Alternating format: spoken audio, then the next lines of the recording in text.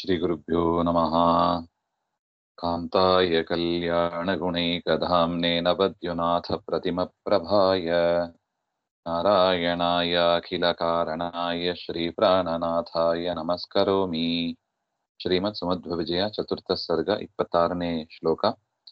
ನಿಶಾಚರಾರೇರಿವ ಲಕ್ಷ್ಮಣಃ ಪುರಾ ವೃಕೋದರಸ್ಯೇವ ಸುರೇಂದ್ರನಂದನಃ ಗದೋಥ ಶೌರೇರಿವ ಕರ್ಮಕೃತ್ ಪ್ರಿಯಃ ಸುಭಕ್ತಿಮಾನ್ ವಿಶ್ವವಿದೋನುಜೋ ಭವತ್. ನಿಶಾಚರಾರೇಃ ಇವ ಲಕ್ಷ್ಮಣಃ ಪುರಾ ವೃಕೋದರಸ್ಯ ಇವ ಸುರೇಂದ್ರನಂದನಃ ಗದಃ ಅಥ ಶೌರೇಃ ಇವ ಕರ್ಮಕೃತ್ ಪ್ರಿಯಃ ಸುಭಕ್ತಿಮಾನ್ ವಿಶ್ವವಿದಃ ಅನುಜಃ ಅಭವತ್. ಅಥ ಅಂದ್ರೆ ಹಿಂದೆ ಏನಾಗಿತ್ತು? ಮದ್ದಿಗೆ ಭಟ್ಟರು ಮನೆಗೆ ಬಂದು ತಮ್ಮ ಮಡದಿ ಹತ್ರ ಎಲ್ಲ ವಿಚಾರವನ್ನು ಹೇಳಿದರು. ಈ ತರ ವಾಸುದೇವ ಹೇಳ್ತಾನೆ, ತಾಯಿ ಒಪ್ಪಿಗೆ ಕೊಟ್ರೆ, ತಂದೆ ಅಂತೂ ಒಪ್ಪಿಗೆ ಕೊಟ್ಟಾಗಿದೆ, ಮದ್ದಿಗೆ ಭಟ್ಟರು ಒಪ್ಪಿಗೆ ಕೊಟ್ಟಾಗಿದೆ. ಅವರು ಒಂದು ಮಾತು ಹೇಳೇ ಬಿಟ್ರು, ತಾಯಿ ಒಪ್ಪಿಗೆ ಕೊಟ್ರ ನೀ ಮಾಡಪ್ಪ ಅಂತ ಹೇಳ್ಬಿಟ್ರು. ಈಗ ಜವಾಬ್ದಾರಿ ತಾಯಿ ಮೇಲೆ ಬಂದೋಯ್ತು.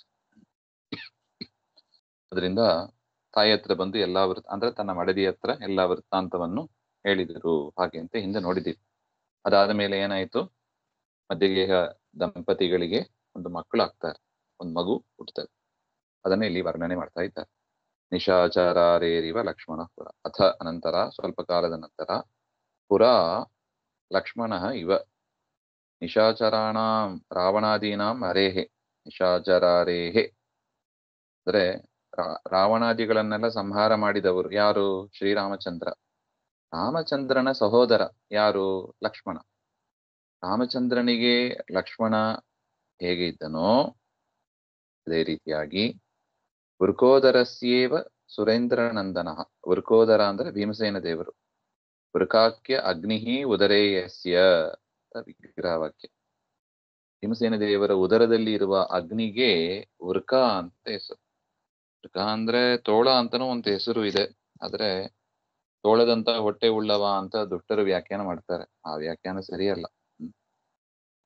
ಗುರುಗಳು ತಿಳಿಸಿಕೊಡ್ತಾ ಇದ್ದಾರೆ, ವೃಕ ಅಂದ್ರೆ ಭೀಮಸೇನ ದೇವರ ಉದರದಲ್ಲಿ ಇರುವ ಅಗ್ನಿ. ಜಠರಾಗ್ನಿ ಅಂತ ಹೇಳಿಲ್ಲ, ಅದು ಎಲ್ಲವನ್ನು ಭಸ್ಮ ಮಾಡತಕ್ಕದ್ದು. ಅಷ್ಟು ಸಾಮರ್ಥ್ಯ ಇದೆ ಅದಕ್ಕೆ. ಅಂತ ವಿಶಿಷ್ಟವಾದ ಒಂದು ಅಗ್ನಿಯನ್ನ ಉದರದಲ್ಲಿ ಉಳ್ಳವರು, ಅದರಿಂದ ಅವರಿಗೆ ವೃಕೋದರ ಅಂತ ಹೆಸರು. ಅಂತಹ ವೃಕೋದರನ ಅನುಜ ಸಹೋದರನಾಗಿ ಹುಟ್ಟಿದವರು ಸುರೇಂದ್ರನಂದನಃ. ಸುರೇಂದ್ರ ಅಂದ್ರೆ ದೇವೇಂದ್ರ, ದೇವೇಂದ್ರನ ಮಗ ಅಂದ್ರೆ ಯಾರು? ಅರ್ಜುನ ಅಂತ ಅರ್ಥ. ಹೇಗೆ ಭೀಮಸೇನ ದೇವರಿಗೆ ಅರ್ಜುನ ತಮ್ಮನಾಗಿ ಇದ್ದರೋ, ಎರಡು ದೃಷ್ಟಾಂತ ಕೊಟ್ಟಿದ್ದಾರೆ.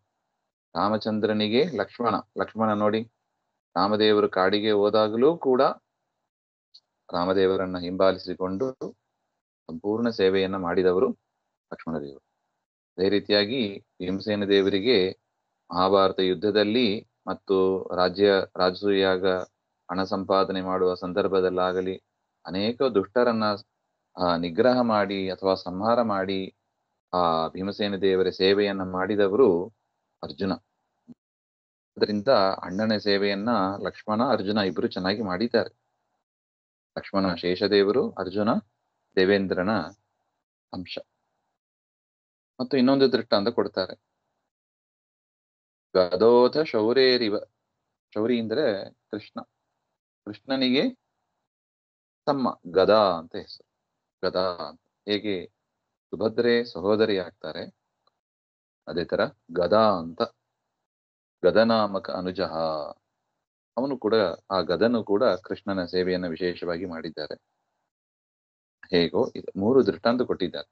ರಾಮನಿಗೆ ಲಕ್ಷ್ಮಣ ಇದ್ದಾಗೆ, ಭೀಮಸೇನ ದೇವರಿಗೆ ಅರ್ಜುನ ಇದ್ದಾಗೆ, ಕೃಷ್ಣನಿಗೆ ಗದ ಇದ್ದಾಗೆ.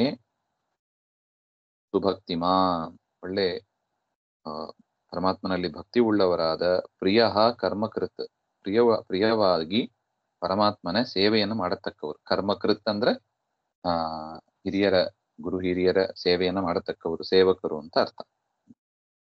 ಅಂತ ಪರಮಾತ್ಮನಲ್ಲಿ ಭಕ್ತಿ ಉಳ್ಳವರಾಗಿ, ಪ್ರಿಯ ಉಳ್ಳವರಾಗಿ, ಸೇವೆ ಮಾಡುವ ಒಂದು ಮನೋಭಾವ ಉಳ್ಳವರಾಗಿ, ರೂಪಗಳಿಂದ ಗುಣಗಳಿಂದ ಅರ್ಜುನ ಗದಾ ಮುಂತಾದವರಿಗೆ ಸಮರಾದ ವಿಶ್ವವಿಧ ಅಂದ್ರೆ ಸರ್ವಜ್ಞನಾದ ಆ ವಾಸುದೇವನಿಗೆ ಅನುಜಃ ಅಭವತ್, ಒಂದು ಸಹೋದರನು ಹುಟ್ಟಿದ್ರು ಅಂತ ಹೇಳ್ತಾರೆ. ಅಂದ್ರೆ ಇದರ ತಾತ್ಪರ್ಯ ಇಷ್ಟೇ.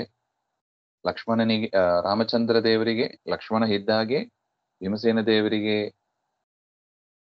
ಅರ್ಜುನ ಹುಟ್ಟಿದ ಹಾಗೆ, ಕೃಷ್ಣನಿಗೆ ತಮ್ಮನಾಗಿ ಗದಾ ಹುಟ್ಟಿ ಹೇಗೆ ಸೇವೆ ಮಾಡ್ತಾನೋ ಅದೇ ರೀತಿಯಾಗಿ ಭಕ್ತಿಮಂತನಾದ, ಪ್ರಿಯವಾಗದ, ಒಳ್ಳೆ ಸೇವೆಯನ್ನು ಮಾಡತಕ್ಕ ರೂಪ ಗುಣ ಲಕ್ಷಣಗಳಿಂದ ಸಂಪನ್ನನಾದ ಆ ತಮ್ಮ ಒಬ್ಬ ವಾಸುದೇವನಿಗೆ ಹುಟ್ಟಿದರು ಅಂತ ಅರ್ಥ. ನಿಶಾಚರಾರೇರಿವ ಲಕ್ಷ್ಮಣಃ ಪುರ ವೃಕೋದರಸ್ಯೇವ ಸುರೇಂದ್ರನಂದನಃ ಗದೋಥ ಶೌರೇರಿವ ಕರ್ಮಕೃತ್ ಪ್ರಿಯಃ ಸುಭಕ್ತಿಮಾನ್ ವಿಶ್ವವಿದೋನುಜೋಭವತ್. ಶ್ರೀಮಧ್ವಾಂತರ್ಗತ. ಶ್ರೀಕೃಷ್ಣ ಅರ್ಪಣಮಸ್ತು. ಶ್ರೀ ಹರೇ ನಮಃ.